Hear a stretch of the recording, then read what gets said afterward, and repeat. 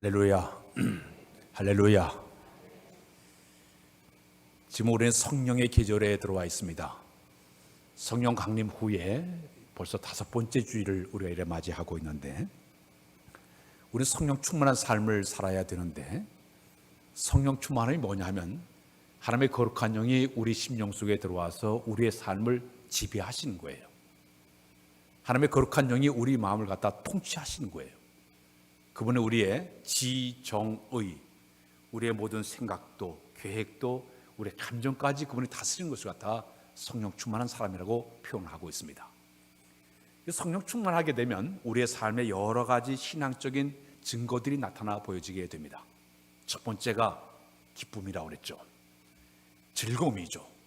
내 영혼 저 깊은 곳에서 샘솟듯이 물이 펑펑펑 솟아오르는 것처럼 영적인 기쁨이 쭉 뻗어 올라오면서 예배 자체도 기쁨이 있고, 헌신하는 것도 기쁨이 있고, 충성하는 것도 기쁨이 있고, 내 모든 삶 전체가 기쁨으로 채워질 때, 이게 바로 성령 충만할 때 나타나는 첫 번째 모습이라고 볼 수가 있습니다. 두 번째는 우리 마음에 평안함이 찾아온다고 그랬습니다. 내 모든 삶을, 인생을 하나님께 전폭적으로 맡기다 보니까, 성령님을 의지하다 보니까 내 마음에 세상이 알지 못한 평안함이 우리 마음속에 찾아오게 되는 것입니다. 이건 세상이 줄 수 없는 것이에요. 하나님께 주시는 영적인 하나의 기쁨이, 영적인 평안함이 우리 마음속에 찾아오는 것이 성령 충만할 때 나타나는 두 번째의 모습이라고 볼 수가 있습니다. 세 번째는 감사함이 우리 마음에 넘쳐나게 됩니다. 입술로도 감사하고 마음으로도 감사하고 생활 모든 전반에 있어서 날 구원하신 하나님을 찬양하며 늘 감사하며 살 수 있도록 우리 마음속에 감사함이 넘치게끔 하나님의 거룩한 영이 우리 마음에 그런 마음을 품게 만들어 주십니다.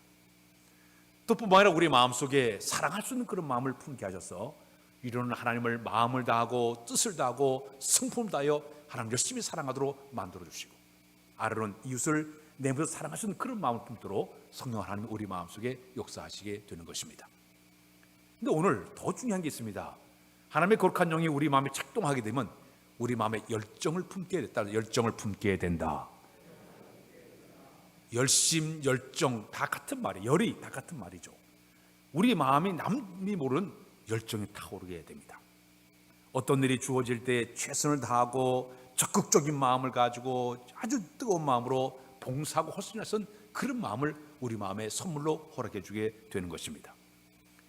어떤 분야에서든지 열심히 일하는 사람들은 성공할 수가 있습니다. 우리 주변에 보게 어떤 사람 지식이나 학식이 많은 사람보다도 열심히 노력하면서 최선을 다하는 사람들이, 성공한 사람들이 굉장히 많아요. 성공한다는 것은 갑자기 우리에게 손쉽게 얻어지는 것이 아니라 마치 계단을 한 계단 한 계단 올라가는 것처럼 열심히 부지런히 최선을 다하다 보면 어느 날 성공이 문 앞에 다가오게 되는 것입니다. 가끔 TV에 보니까 서민 갑부로 하는 이렇게 TV가 방영될 때가 있어요.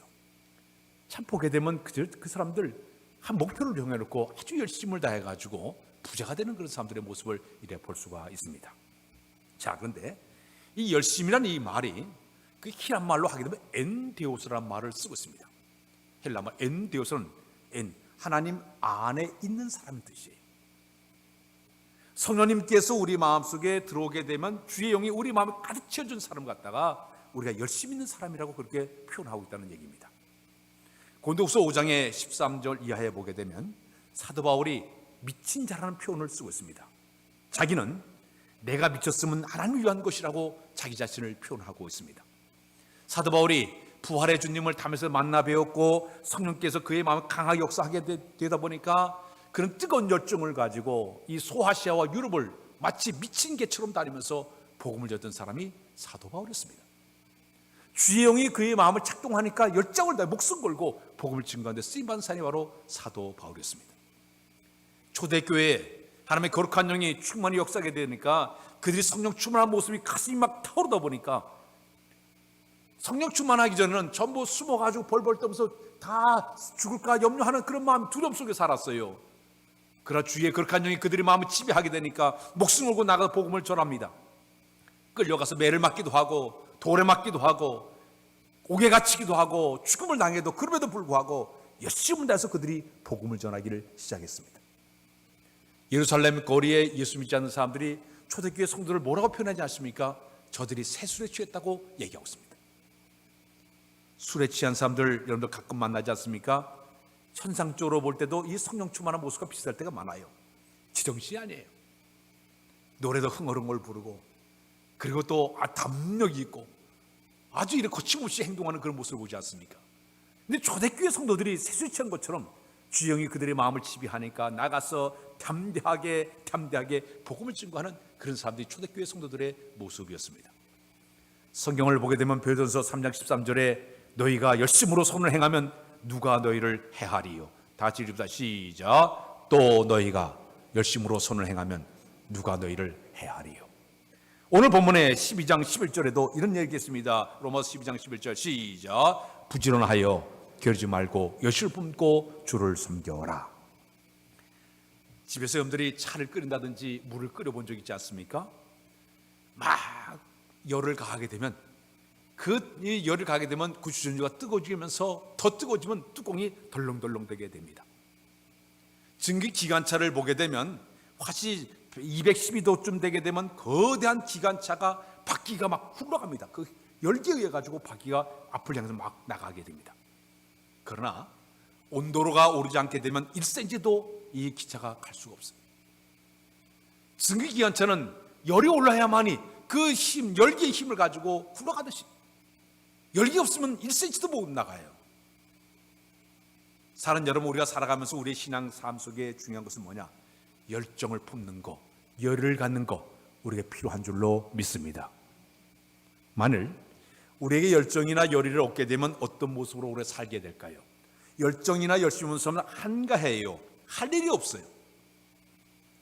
그러니까 할 일이 없으니까 이렇게 빈들빈들 놀 수밖에 없습니다. 그러니까 열심히 있는 사람들을 보게 되면 일할 시간을 자기가 스스로 만들고, 일할 만한 환경을 만들고, 불타는 마음을 가지고 그 일을 위한 뜨거운 열정을 가지고 일하는 사람들이 열정 있는 사람들이에요. 그러나 열정이 식어진 사람들은 그들의 마음속에 한가한 마음으로 살 수밖에 없는 겁니다. 또 그들은 어떤 일을 주어질 때마다 귀찮은 이런 마음을 갖게 돼요. 무거운 짐으로 느껴져요. 일을 맡기면 그저 털컥 겁을 내고 아무것도 귀찮은 그런 마음을 갖는 것이 열심이 없는 사람들의 모습의 특징이에요. 그들의 모습에는 삶의 목적이 없기 때문에 그저 하루 사이처럼 살아갑니다. 이것이 바로 열정이 식어진 사람들의 모습이에요. 사람이요, 나이가 들게 되면 이 마음속에 마음의 변화가 일어난다고 그래요. 연세가 많이 드신 분들의 특징을 보면 어떤 변화이냐? 스스로 변화를 싫어한다고 합니다. 조금 변하는 것에 가지고 부담감 갖다 보니까 변화를 싫어하는 것이 첫 번째 특징이라고 그래요. 두 번째는 사소한 자극하는 것도 짐으로 생각해 가지고 큰 것을 짐으로 생각하다 보니까 쉽게 포기해버려요. 아무것도 하지 못하는 이런 안타까운 일이 벌어지게 된다고 합니다. 나이가 들게 되면 모험심이 사라지고 두려운 생각이 가득 차다 보니까 아무것도 할 수 없는 그런 상황이 된다고 얘기합니다. 네 번째는 과거에 집착하는 이런 생각을 갖게 된다. 저기 커피 가운데 라떼 커피잖아요. 라떼. 요즘 젊은 사람들이 우리 연세든 분들 향해 라떼라는 표현을 써요. 라떼는 말이야. 이렇게 자꾸 옛날 얘기해가지고 라떼라고 얘기를 해요. 그러니까 과거에 자꾸 옛날 얘기를 하면서 과거에 집착하는 그런 것이 바로 이제 노인이 됐을 때, 연세가 됐을 때 나타나는 현상이라고 얘기합니다. 마지막에는 변화를 싫어하고 현실에 안주하면서 이대로 줬는데 왜 자꾸 새로운 것을 만들어냈냐? 이대로가 좋다. 이것이 바로 연세를 많이 든 나이 들었을 때 나타나는 하나의 현상이라고 얘기하고 있습니다. 세찬 그 시냇물이 흐르는 곳에는 이 굴르는 돌은 결단코 이기가 끄이질 않습니다. 그러나 물이 기어 있는 곳에는 물이 썩어져 버리고 냄새가 나고 고기가 살지를 못하게 되는 것이에요. 우리 물레방아를 보게 되면 겨울에도 물레방아를 계속 돌리면 물이 얼지 않고 계속 물이 흘러가요. 그러나 물레방아가 서는 순간 물이 얼어져 버리게 되는 것입니다. 우리 성도들의 삶 속에 중요한 게 있죠. 교회도 마찬가지예요. 교회가 열정이 식어지는 교회는 물레방아가 선 것과 똑같은 모습, 얼어버리는 굳어있는 하나의 냉랭한 교회의 모습이 될 수밖에 없을 것입니다. 그런 원동력을 가지고, 성령의 원동력을 가지고 계속 굴러가는 이 물레방아 굴러가는 교회는 살아있는 교회, 세찬 그 힘을 얻어내는 이런 교회 모델이 될 줄로 믿습니다. 영국의 18세기에 그 영국의 메트로폴리탄한 교회가 있었습니다. 그 교회를 이끌었던 목회자가 당시에 유명한 세계적인 그 설교가 스펄전 목사님이 그 교회를 이제 이렇게 목회하게 되었습니다. 1866년도에 그 교회 소속 교인이 4,366명, 전 세계적으로 최고의, 지금이야 이제 작은 인원수지만 그 당시에는 세계 최고의 교회였습니다. 자, 근데 어느 날 목사님이 주일날 설교 가운데 이런 설교를 했습니다. 사랑하는 여러분, 주님을 향한 뜨거운 사람 12명만 있으면 이 런던의 이 삭막하고 고독한 환경을 기쁨이 충만한 곳으로 만들어낼 수가 있습니다. 그러나 4,366명이 있다 하더라도 모든 성도가 다 미증하게 되면 아무것도 할 수가 없다고 이야기하게 되었습니다. 열정이 식어진 교회는 아무 일을 할 수 없다는 얘기입니다.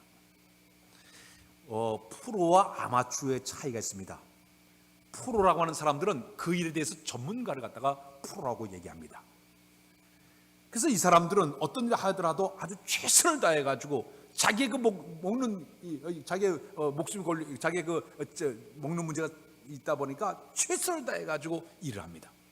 근데 아마추어는 취미로 하기 때문에 열정이 좀 식어져 있어요.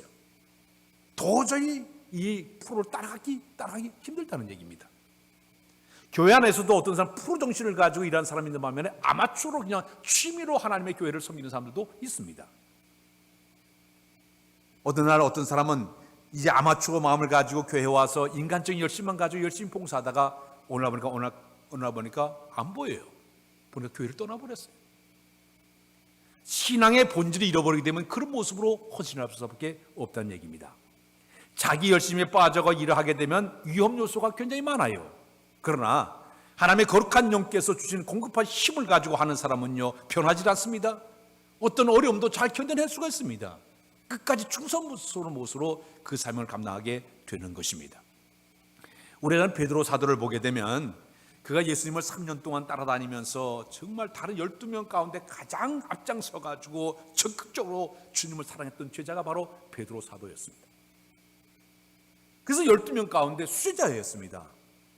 얼마나 예수님께 충성을 했던지 우리 예수님이 겟세마네 동산에서 딱 체포당할 때 충성스러운 마음을 가지고 이 칼을 뽑아가지고 말고산 귀를 자를 정도로 대단히 예수님께 충성스러운 사람이었습니다. 마태복음 26장에 33절을 보게 되면 이런 얘기했습니다. 예수님께서 앞으로 내가 이제 저 예루살렘에 가서 이제 여러 고난과 핍박을 죽음을 당할 것이다 예고할 때 베드로 사도는 다른 제자들보다 앞장서가지고 이런 얘기했습니다. 다른 사람들이 다 줄을 버릴지라도 저는 끝까지 버리지 않겠습니다. 내가 주와 함께 죽을전정 내가 절대 주의를 불의하지 않겠다고 혼장되는 사람이 베드로 사도였습니다.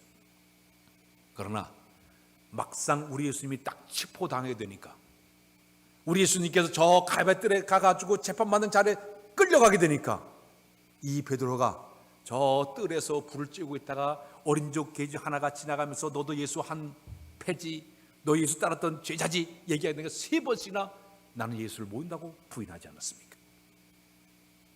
순간적인 그렇게 열심히 했던 사람이 위기에 빠지면 순간적으로 주님을 배반했어요. 비겁하게 부인했어요.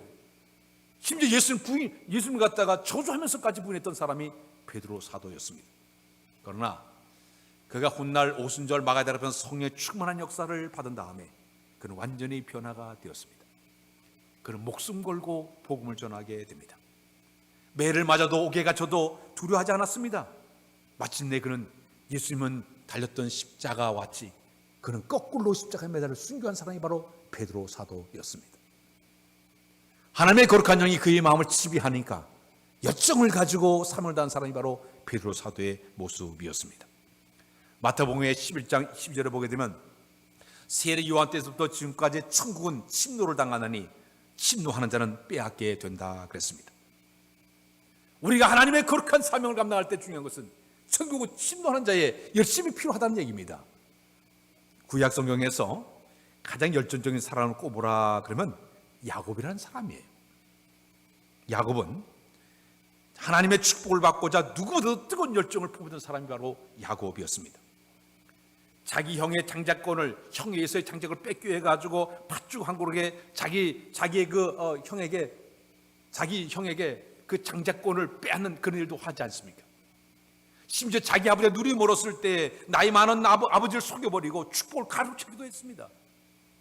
대단히 이렇게 열정이 집념의 사람이었습니다. 그러나 그걸 빼앗은 그것 때문에 마침내 그는 형이 자기를 죽이려고 하니까 도망을 치게 됩니다. 타향살이를 해서 자기 외삼촌이 살고 있는 저 하란 지방에 가가지고 그가 20년 동안의 삶을 살게 됩니다.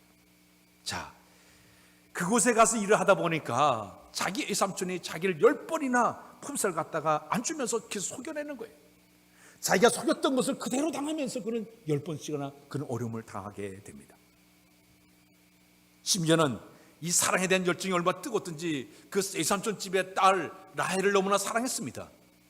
그때 외삼촌 라반이 내가 7년 동안 열심히 일하면 내가 내 딸을 주겠다.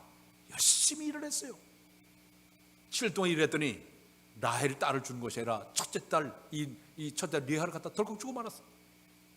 그러니까 내가 사랑하는 사람은 라헬인데 이 언니를 얻게 되니까 나에게 그 라헬 달라. 너 다시 7년 동안 일하면 주겠다. 알았습니다. 열심히 7년 동안 일해 14년 만에 라헬을 갖다 얻게 됩니다.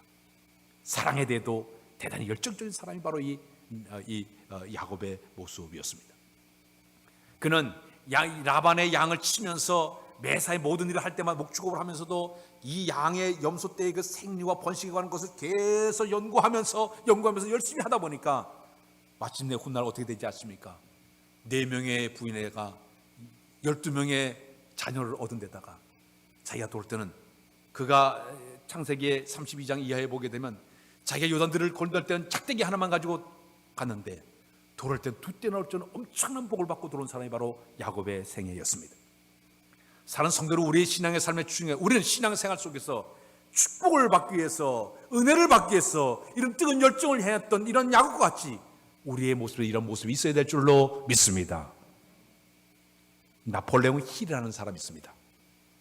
이분이 열정을 가슴에 품고 사는 사람들은 6가지 특징을 가졌다고 그분이 얘기를 했습니다. 첫 번째는 열정 있는 사람은 창의력이 머리에 싹 떠오른다 그래요. 어떤 일 하려고 막 창의력이 떠오르고, 두 번째는 상상력이 있어가지고 어떤 일을 할 때마다 앞을 내다보고 상상력을 갖는 것이 두 번째 특징이라고 얘기합니다. 세 번째는 식지 않는 열심이 있어가지고 남들보다 누구도 앞장서가지고 열심을 다하는 그런 모습이 있다고 얘기합니다. 그리고 자기 연단을 가지고서 어떤 위기가 있어도 참고 견디는 인내심이 남들보다 뛰어나다고 얘기합니다. 마지막에는 집중적인 열심을 가지고 노력을 해서 그를 성취하는 것이 바로 열정 가진 사람들의 특징이라고 이야기하고 있습니다. 사는 여러분, 자신감이라는 책을 읽어본 기억이 있습니다. 그 자신감이라는 책을 보니까 이런 글을 써냈습니다. 마귀의 특징을 이렇게 표현하고 있습니다. 마귀는 아예 모든 일을 시작하기 전에 하지 못하게 하는 특징을 가진 것이 마귀의 특징이다 그랬습니다. 마귀는 어떤 일이 이럴 때면 늘 고민하게 만들고 주저하게 만들고, 그리고 이것을 갖다가 복잡하게 만들어서 아예 처음부터 시작하지 못하게 방해하는 이런 방법을 쓰는 것이 바로 사탄의 손수이다, 이렇게 표현을 하고 있습니다. 가령 공부를 잘하는 학생과 공부를 잘하지 못하는 학생의 차이점이 있습니다. 공부 잘하는 학생들은 그냥 책상에 앉으면 저절로 공부가 돼요. 저희 처제의 그 딸 하나가 있는데, 제주도에 지난달인가요? 제주도에 가서 가족이 한 달 동안을 생활했습니다. 한 달 동안 생활하는데 둘째 딸 아이는, 첫째 딸은 그냥 열심히 따라다니면서 뭐 나가서 이렇게 놀기도 하고 이렇게 관광도 하는데, 그 제주도에 가서 한 달 동안 지냈는데 2번밖에 밖에 안 나왔대. 그냥 앉으면 공부를 해요. 대학을 다니는데 올 A를 다 받았어. 올 A를 다 받았어. 여러분, A 하나만 받기도 힘든데 올 A를 다 받을 정도로 그냥 앉으면 공부가 돼. 그런데 공부하지 못하는 사람은 시작도 어렵다고 그래요. 책상 옆에 앉아서 공부하기 위해서 결심을 하고 각오를 하고 다짐을 다 먼저 한 다음에 계획표 먼저 짠다고 그래요. 이 계획표 짠데 한 2시간 정도 걸린다. 내가 언제 놀고 언제는 뭐 쉬고 언제는 공부하고 딱 계획표 한 다음에 책상 앞에 딱 계획표를 붙여온다고 합니다. 그럼 비장한 각오로 커피를 마시고 책상에 앉은 다음에 이제 이 공부를 탁 시작하려다 저 거실에서 드라마나 재미있는 축구나 야구를 하게 되면 슬그머니 나와가지고 본대. 다 끝날까지 보고서 그 다음날 내일부터 시작하지 뭐. 이 차이가 이렇게 난다고 합니다. 영적인 거룩한 일도 그렇습니다. 신앙의 생활하면서 어떤 사람은 처음에 시작마저도 못하게끔 하는 것이 사탄의 조술인데, 이 차차막이라는 녀석이 차차막이 시간 나면 봉사하지 뭐, 돈 좀 벌면 그때 가서 헌금하지 뭐, 애다 키우면 그때 가서 열심히 봉사하지 뭐, 그러면서 자꾸 미루게 되다 보니까 아예 식도 못하는 것이 바로 배후에 사탄이 그런 전술을 쓰고 있다고 이야기하고 있습니다. 그러나 신앙의 출발은 다르다고 합니다. 복잡하지 않아요. 신앙적인 출발의 모습은 간단 명료합니다. 쉽게 모든 걸 결정을 내려서 출발합니다. 아브라함에게 하나님께서 그가 갈대로 주변에 살고 있었을 때 내 본토 친척 아비지를 떠나서 내가 보일 때 향해 나가라 하고 명령 내리니까 이것저것 알겠습니다. 출발했어요. 네 아들 이삭을 데리고 모리아산을 끌고 올라서 번제로에게 들어라. 이것저것 알았습니다. 믿음과 순종. 우리가 남들이 볼 때는 다 무식한 사람 보여, 단순해 보여, 무모한 사람 보이지만, 그러나 믿음의 눈을 가지고 믿음의 마음을 품은 사람들은 그런 모습으로 나가는 것이 바로 열정을 품을 때 이런 모습이 나타나게 된다는 이야기입니다. 사랑하는 여러분, 오늘 이 아침에 하나님께서 신앙을 통해 주신 열심을 품게 되면 하나님 우리에게 주신 선물이 하나가 있습니다. 불타는 소원을 품게 됩니다. 불타는 소원을 품게 된다. 자기가 어떤 일이 딱 주어지게 되면 목표를 딱 정하게 됩니다. 그 다음에 그 목표를 향해 가지고 끊임없이 끌려 나가게끔 불타는 이 소원을 품게 되는 것이. 빌립보서에 보게 되면은 2장 13절에 너희 안에서 행하시는 하나님이시니 자기 기쁘신 뜻을 위하여 너희로 쓰고 너희로 소원을 두고 행하게 하시나니, 하나님은 그의 마음속에 앞을 내다보게 만들고 자기 뜻을 이루어가기 위해 그의 마음속에 열심히 품게 만들어서 그 역사를 끌어가신 분이 바로 하나님이라고 이야기하고 있습니다. 그레이라는 사람이 쓴 책 가운데 이런 그 얘기에서 역사상 위대한 발자취를 낳은 사람들의 그 사람들 생애의 특징들이 나타났습니다. 크게 세 가지 특징이 나타났는데, 하나가 뭐냐면 비전, 꿈과 환상이 남달랐다고 얘기하고 있습니다. 남들보다 먼 미래를 내다보고 꿈을 꾸고 비전을 품은 것이 그들의 하나의 특징이었다고 얘기하고 있습니다. 두 번째는 자기 그 비전 꿈에 인생에 초점을 맞추고 열심히 살아가는 그들의 모습이었다고 소개하고 있습니다. 마지막에는 소중한 것을 먼저 할 줄 아는, 우선순위를 잘 정하고 먼저 할 것이 무엇이고 나중에 무엇을 잘 분별할 줄 아는 그런 사람들이 대부분 다 그들이 성공했다고 이야기하고 있습니다. 심리학자들의 말에 의하게 되면 우리 사람들이 하루에 24시간 안에 10만 가지의 아이디어가 떠오른다 그래요. 10만 가지 아이디어 쭉쭉쭉 떠오른다 그래요.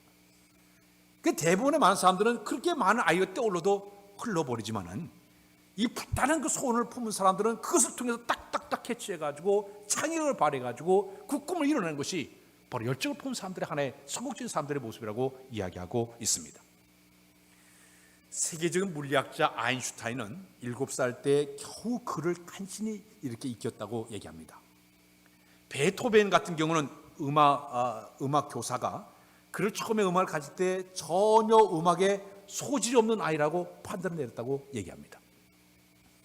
우리가 잘 아는 발명 에디슨 같은 경우는 담임 선생님이 교사 생활 12년 가운데 너처럼 멍청한 처음 본다고 얘기했던 아이가 그 아이였다고 얘기합니다. 월트 디즈니를 쓴 그 사람은 자기 신문 기자 재직 시절에 편집국장이 너는 아이디어도 없고 글재도 없으니 사표 내라고 해서 사표를 냈던 사람이 월트 디즈니였다고 얘기합니다. 영국의 웨스 처칠 같은 경우는요 6학년을 2번 다닌 지진이었다고 얘기합니다. 자, 그런데 이들은 다 이렇게 볼 때 지진이나 여러 가지로 다 부족한 삶인데도 불구하고 놀라운 사실은 그들이 그 최악의 환경을 다 극복하고 마침내 어느 한 분야에 정치가는 정치가로, 음악가는 음악가로, 발명가는 발명가로 이렇게 위대한 사람을 쓰임받게 된 것은 그들이 한 분야에 들어가 되니까 열정을 가지고 자기 꿈을 이루기 위해 노력했기 때문에 그들이 위대한 사람이 됐다고 이야기하고 있습니다. 오늘 우리의 삶의 현장에 들어가서, 아니 교회 속에 들어와서 주의 성령이 우리에게 열정을 품게 한 이 열정을 가지고 거룩한 사명을 다할 만한 우리의 모습이 되어야 될 줄로 믿습니다. 마지막, 열정을 가진 사람들은요, 적극성인 남들보다 대단하다. 따스할 거예요. 적극성이 대단하다. 성공한 사람들은 이 의식 자체가 크게 네 가지의 의식이 그 마음에 품고 있다고 얘기합니다. 첫 번째는 목적, 뭔가 이루어한 목표 의식이 분명하다고 얘기합니다. 두 번째는 긍정적인 생각을 품는다고 해요. 긍정적인 생각이라는 것은 하면 할 수 있다, 한번 해보자, 하면 되는 식의 이 긍정적인 마음을 품는 것이 바로 이 성공한 사람들의 특징이라고 얘기합니다. 세 번째는 뭐냐? 열정의식이에요. 목표를 향해 뜨거운 열정을 품는 것이 세 번째 의식이라고 얘기합니다. 마지막에는 도전의식, 모험을 즐기는 스타일이 바로 이 열정 가진 사람들의 이야기라고 얘기하고 있습니다. 특히 우리 신앙 안에 사는 사람들은 하나님의 거룩한 영께서 우리 가운데 들어와서 우리 마음에 강하게 역사하게 되면 매사에 모든 일을 바라볼 때마다 적극성을 품게 하고 도전적인 마음을 품게 하시고 긍정을 품게 하셔서 그 역사를 만들어 것이 바로 주의 영께서 우리의 마음에 역사할 때 그런 모습을 품게 되는 것입니다. 모세를 보게 되면 그의 생애가 110년 동안 그가 살았습니다. 40년 동안은 애굽의 왕궁에서 세상적인 지식과 학문을 다 배웠던 기간이었습니다. 그는 미디안 광에 쫓겨내서 40년 동안 사는데 40년 동안 영적 훈련을 받던 시간이었습니다. 80세에 그가 부름받아서 나머지 40년 동안은 하나님의 거룩한 사명자로 그가 쓰임을 받게 됩니다. 자, 그런데 그가 120살이 되었을 때 신명기 34장 7절에 보니까 모세가 죽을 때의 나이가 120세였으나 그의 눈이 흐리지 아니하였고 기력이 쇠하지 아니하였더라. 모세는요 110년 동안 살면서도 눈이 흐려지지 않았다. 그리고 기력이 쇠하지 않았다. 열정적으로 살았어요. 그것은 뭐냐? 그 속에 역사하는 하나님의 거룩한 영이 그의 삶 전체 속에 마치 발전기에 계속 터빈을 돌려가지고 발전기를 만들듯이 하나님의 거룩한 영이 그의 마음에서 끊임없이 역사하다 보니까 그 열정적인 적극적인 사람의 모습으로 살게 된 줄로 믿습니다. 세상에서 가장 아름답지 못한 사람들은 게으른 사람이에요. 나태한 사람이에요. 어떤 일이 주저할 태만한 사람이에요. 자포자기하는 사람이에요. 수시로 이 핑계 저 핑계된 사람이 가장 아름답지 못한 사람들의 모습입니다. 저 서울역에 지나가다 보면 합판지나 신문을 깔고 생활하는 노숙자들을 보지 않았습니까? 그들의 걷는 모습도 어기적 꼴어요. 눈에 생기가 없어요. 어깨는 쭉 늘어졌어요. 구걸하면서 사는 모습이에요. 참 아름답지를 못해요. 그러나 이 열정을 품은 사람들은 어떤 분야에서 간다 하더라도 최선을 다하지 않습니까? 적극적으로 살지 않습니까? 스포츠나 음악이나 예술이나 학문 어느 분야에서 성공한 사람들 공통적인 특징이 최선을 다해요. 열심히 써요. 즐겁게 하게 되지 않습니까?